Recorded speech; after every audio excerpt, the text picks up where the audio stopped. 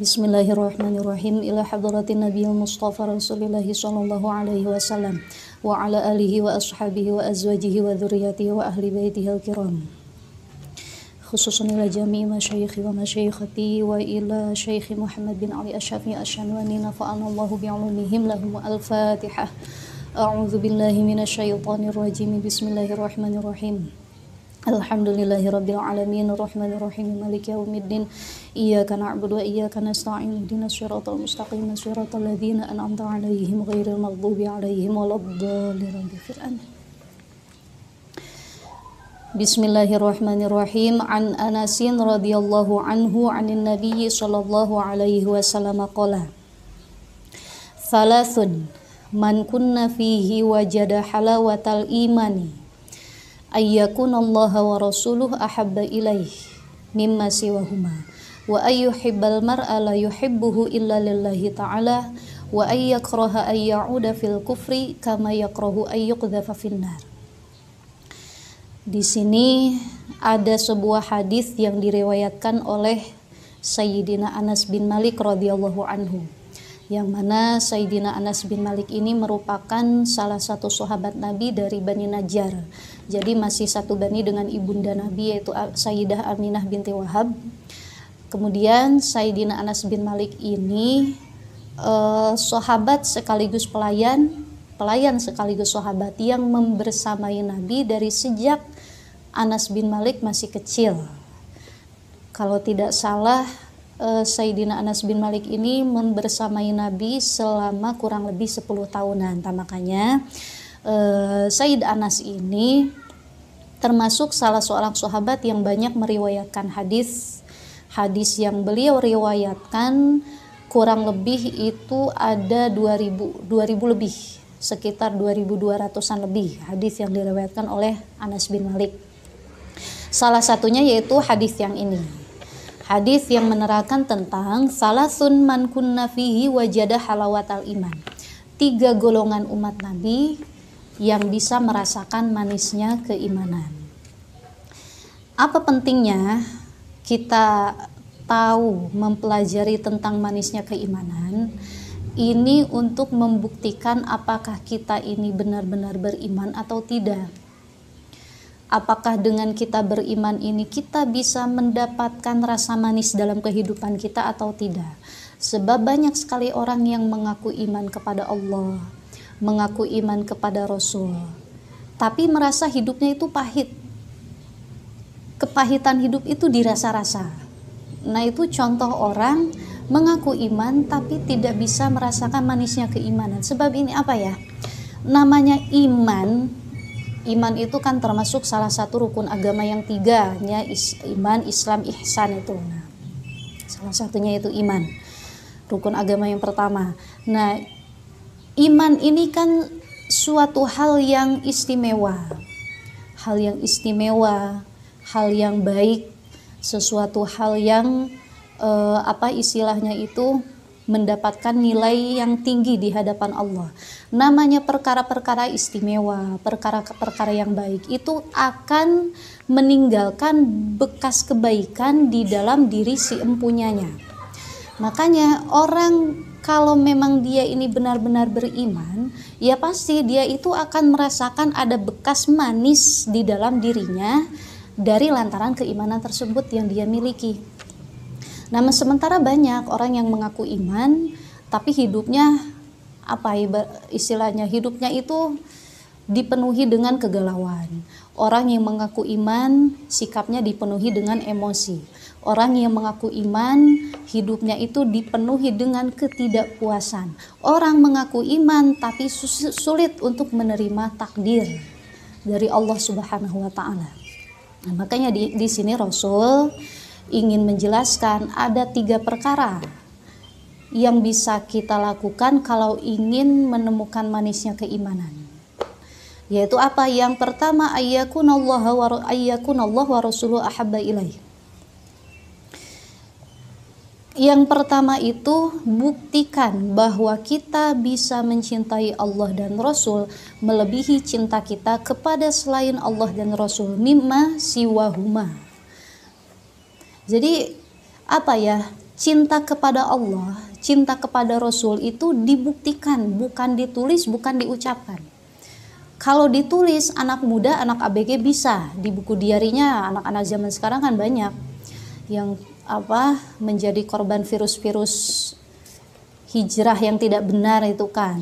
Tiap nulis di buku I love Allah, nulis di buku I love Rasul, I love Muhammad. Tapi sekedar tulisan, pada kenyataannya mengaku cinta Allah, mengaku cinta Rasul, diputusin pacar nangis ngurung di kamar gak mau makan. Nah, cinta Allah dari mananya, cinta Rasul dari mananya? Berarti itu kalau kata Siti Nurhaliza cuma cinta di atas kertas, sebatas cinta di atas tulisan. Nah, kalau anak ABG, anak kecil wajar. Ibaratnya sikapnya itu kan masih labil, belum bisa menemukan jati diri. Ini kalau yang dihinggapi virus tersebut orang yang sudah dewasa seperti kita, orang sudah dewasa seperti kita, dikemanakan akal sehat kita, dikemanakan nalar kita sebagai orang yang sudah berani mengaku iman kepada Allah dan juga Rasul. Banyak orang yang mengaku iman kepada Allah, tapi ketika gaji telat sedikit dia marah, galau, pusing. Banyak orang yang mengaku iman kepada Allah dan juga Rasul, tapi ketika dia tidak terpilih menjadi ketua RT, dia ngamuk-ngamuk, emosi kemana-mana, fitnah kemana-mana, gibah di mana-mana. Nah itu pada namanya orang kalau sudah memang benar-benar iman kepada Allah dan kepada Rasul, dia itu akan senantiasa mendapati kehidupan yang tentram. Kehidupan sehari-harinya itu bisa tenang, damai, menerima segala takdir yang diberikan oleh Allah, ikhlas dengan segala apa yang ia dapati. Karena apa? Karena yang dia cintai itu hanya Allah, di luar Allah tidak penting. Ya, di luar Allah dan Rasul tidak penting. Mau dia meraih dunia gak penting, dia meraih jabatan atau tidak penting. Nah itu ciri-ciri orang yang memang istilahnya di dalam hatinya hanya ada Allah dan Rasul. Kalau untuk contoh banyak lah. Kalau masalah cinta Allah dan cinta Rasul itu para ulama-ulama ahli sufiyah itu sudah banyak membuktikan. Dari mulai Imam Al-Ghazali, dari mulai Syekh Ibnu Athaillah As-Sakandari, dari mulai As-Sufiyah yaitu Rabi'ah Al-Adawiyah. Nah, Rabi'ah Al-Adawiyah ini adalah perempuan yang dulu sering sekali menolak lamaran laki-laki. Gara-gara apa? Gara-gara takut cintanya terbagi, cintanya kepada Allah terbagi dengan suaminya. Cuman itu untuk orang yang sudah sampai kepada makom makrifat, makom tertinggi di dalam ilmu tasawuf. Kalau kita boro-boro makom makrifat masih awam, kalau kita ya gak usah ditiru, gak bakalan kuat. Nah kemudian itu yang pertama. Jadi kalau kita ingin mendapati manisnya keimanan, maka kita harus bisa mencintai Allah dan Rasul melebihi segala apa di luar Allah dan juga Rasul. Ya, kalaupun mau mencintai di luar Allah Rasul sekedarnya saja, tidak perlu berlebih-lebihan. Yang kedua, wa ayyuhibbal mar'a la yuhibbuhu illa lillahi ta'ala. Nah, yang kedua, untuk mendapatkan manisnya keimanan itu yakni setiap kita mencintai sesuatu, baik itu orang, baik itu harta, baik itu jabatan, cintailah lillahi ta'ala karena Allah ta'ala. Atau lagi-lagi seperti kata anak mudanya, I love you because Allah. Cuman I love you because Allah ini jangan sekedar ucapan, jangan sekedar gaya-gayaan, jangan sekedar gengsi-gengsian, ikut tren di mana-mana. I love you because Allah. Jadi melakukan segala hal, mencintai segala sesuatu itu harus lillahi ta'ala. Ya, kita mencintai pekerjaan. Ya, namanya pekerjaan itu ya memang harus dicintai supaya apa? Kita betah untuk mengerjakannya. Tapi mencintai pekerjaan jangan sampai melebihi cinta kita kepada Allah, dan kita mencintai pekerjaan itu harus lillahi ta'ala. Ya, kita bekerja seorang laki-laki bekerja, dia itu ya lillahi ta'ala karena perintah Allah. Namanya laki-laki bekerja itu karena punya kewajiban, punya tanggung jawab untuk menafkahi keluarga.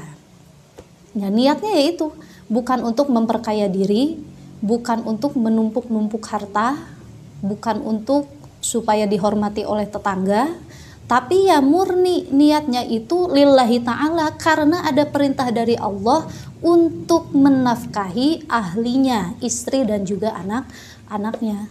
Itu contoh pertama. Kemudian misalkan contoh itu mencintai pekerjaan, mencintai jabatan.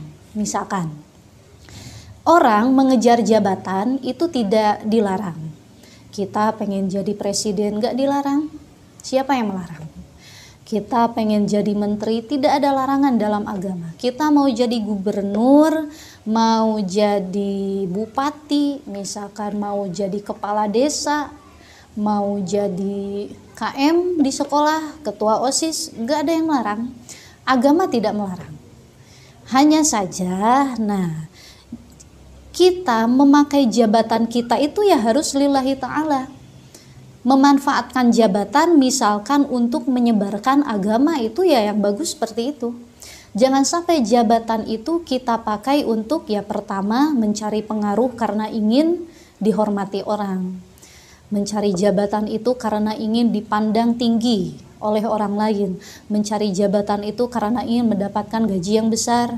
Mencari jabatan itu karena supaya dapat gengsi, ya jangan. Justru